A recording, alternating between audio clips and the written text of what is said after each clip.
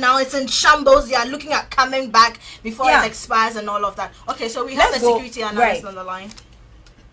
Okay, so let's go on and speak with Adib Saani. Our producers have been able to raise him. He's a security analyst, an international expert as well. Adib, thank you for joining us on the first show. Good morning. So, good morning, my sister. Right. So, we all know what has been going on between the public and the police. Can you, in brief, describe to us what is happening? Well, a very good morning to the viewers. Let me first of all state categorically, without mincing words, that the police has played a very crucial role in harnessing our democracy over the years, especially since the inception of the Fourth Republic. The police have, to a very large extent, lived up to their mandate, and the Police Service Act 351, which says that they're supposed to ensure law and order, protect life and property. However, we've had some shortfalls. I mean, just like any other jurisdiction in any other part of the world, including even the most advanced, Western countries. You sometimes have police officers acting in unprofessional ways. And when it is reported by the media, it seeks to defeat all the good things they do. Because on a daily basis, there are police officers who save lives, who ensure that you and I are able to walk in the streets without any strong man approaching us and slapping us. But it's hardly reported. But when it goes the negative way, you have all of us jumping to the bandwagon and bashing and bashing them. Well, it's normal for a country that is governed by democratic tenets like ours, where there's the freedom to expression. I'm not suggesting that we don't have issues with our security setup. Of course, we do really have some fundamental issues, especially with the police service, and it all boils down to the unprofessional manner in which some police officers do their work. Sometimes I'm tempted to believe that the training regime is not very crisp enough, is not so much in line with modern police techniques. To what extent are police officers trained to maintain some level of tactical discipline when they are on operation? So you don't have them becoming trigger happy, or when they are confronted with a minor situation, because they are not very well trained, they get frightened, and the only way to save the situation is to fire, and in some cases fire wrongly. The recruitment process is also something I've always spoken about over and over again. To what extent do we perform background checks to potential recruits? Because for years on end, sometimes we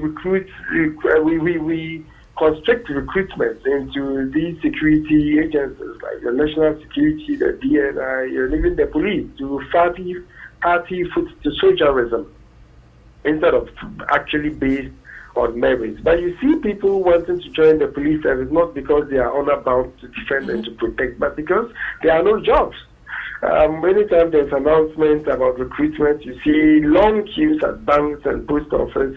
You see one person apply for customs, police, military, not because he has that innate heart to defend us, but because he's just looking for a job. Do we do any proper background checks on them? I strongly doubt, because not very long ago, we had some police recruits asked to go home because we found out that after training them, tactical training, they actually used fake results to join the service. So these are legitimate issues that we need to look out to as it were, look at to ensure that our police service does things in line with 21st century practices, and of course act in a professional manner so they engender public support. Because I have been very clear about the fact that there are about 35,000 police officers in the country, meaning the police-civilian ratio is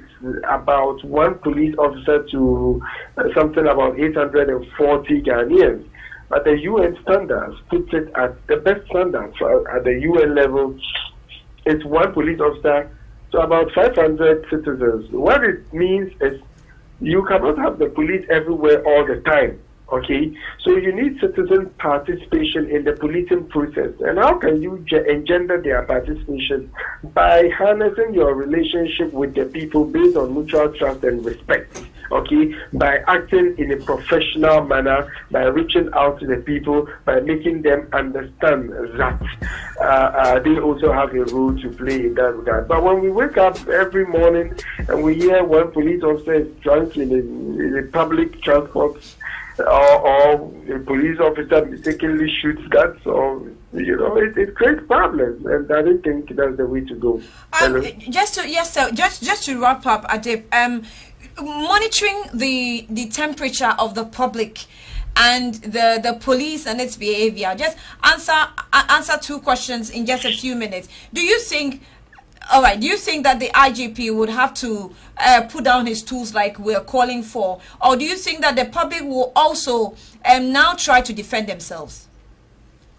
Well, one of the major issues with the police is leadership.